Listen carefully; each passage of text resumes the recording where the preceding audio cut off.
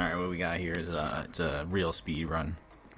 Not like my last failed speed run I showed everybody on the previous video I posted here. This is the finished product. It actually went through without having getting bitten by that snake. You'll see in the later video that you can actually hug that right wall without them biting you, on like it never happens. But it happened to me that one time, so I posted it, and so you can have a look at that and then watch the later video. It's not in this one, but it'll be in the next one, to actually know how to make it through that snake. But that's besides the point. We'll talk over this one. That's just the beginning there. It's whatever, put away your gun, just have nothing in your hand, and just go through there and skip all the videos, because you want to skip the videos, because if you are following this speed run, you don't want to waste time with videos or pausing the game or anything. The clock doesn't stop once you start the game.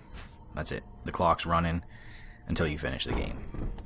There's, to the best of my knowledge, no way to stop it. If there's a way to actually pause the timer, comment in the comments below, and I guess let everybody know, because I've never heard anything. I've maybe even tried to Google it, couldn't find it. But if anyone else knows out there, let everyone else know. So right here, once you get the lockpick, now you're on to actually run into the speed run now. So you just want to go through here, run through everything. You don't waste time.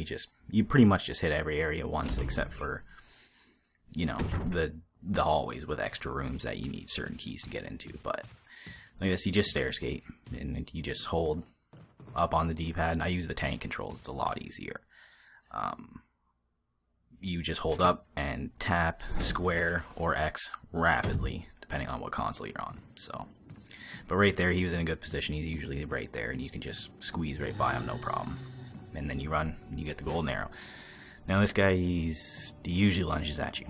They always lunge usually, but under some circumstances, they don't. So you just want to run around, and you don't want to get caught on that statue there like I did, because he could have grabbed me there easily. Like if he was maybe one more step on, like near me, he would have just grabbed me, and that would suck. That's pretty much like the end of it right there. If you get bitten that close at the beginning, you wanna at least you'd probably restart, because really, like, you're just you're what, like 2-3 minutes in. Really, it's not much to just run that staircase again if you really want to get world record timing. Now this isn't world record timing.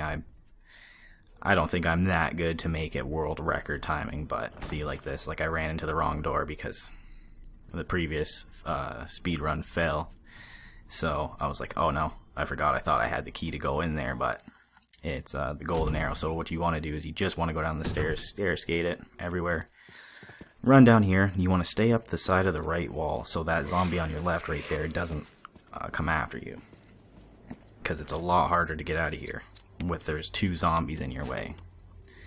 You're bound to get bit or grabbed, or something's gonna happen to you, and it sucks, because again, it takes off your timing if you're trying to get like world record timing. Now if you're just trying to get under 5 hours or under 3 hours, this is perfect for you, because you can get grabbed plenty of times and use health and kind of mess around and still make it under 3 hours. It's not that difficult if you're just hitting every room and every place you need to go in the right order.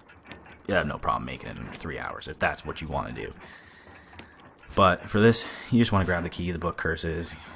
Just don't read that.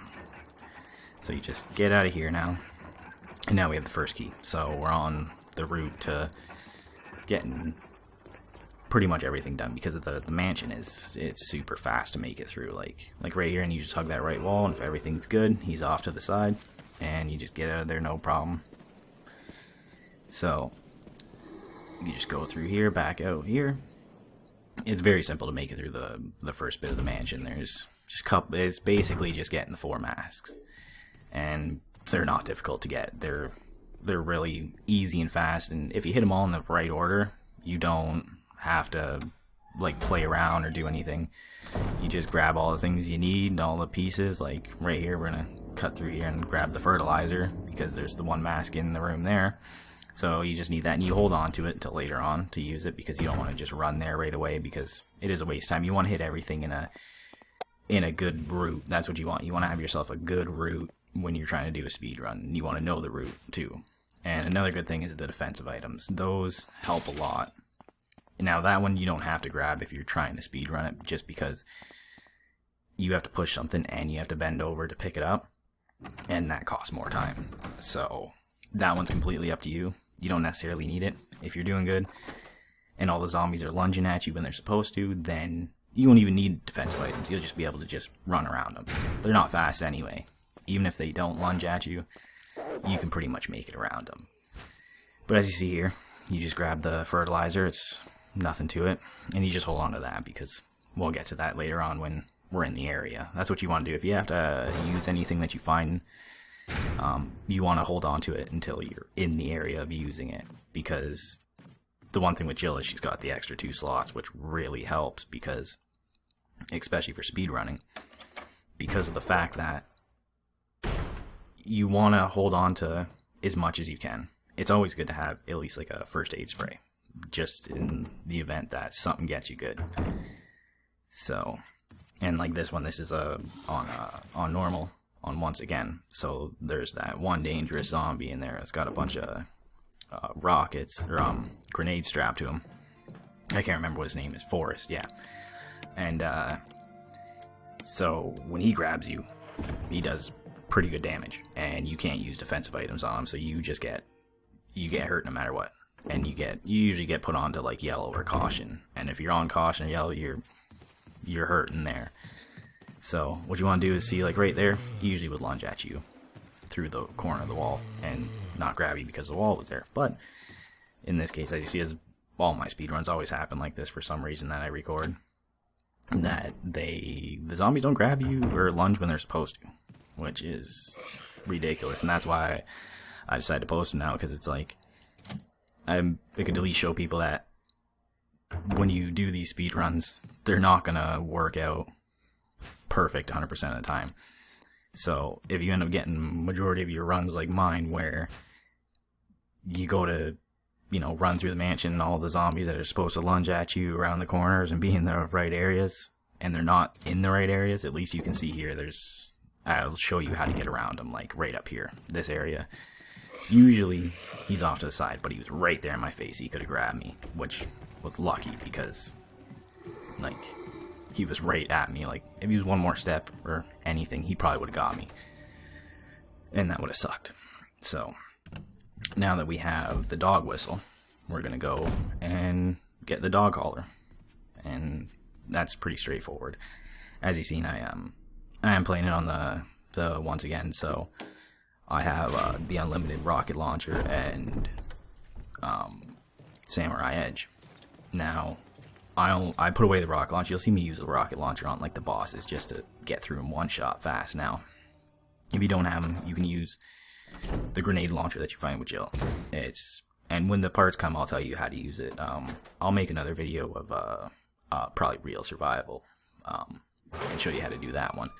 But for right here, you don't want to pause it. You want to go into the menu, and you want to use the dog whistle.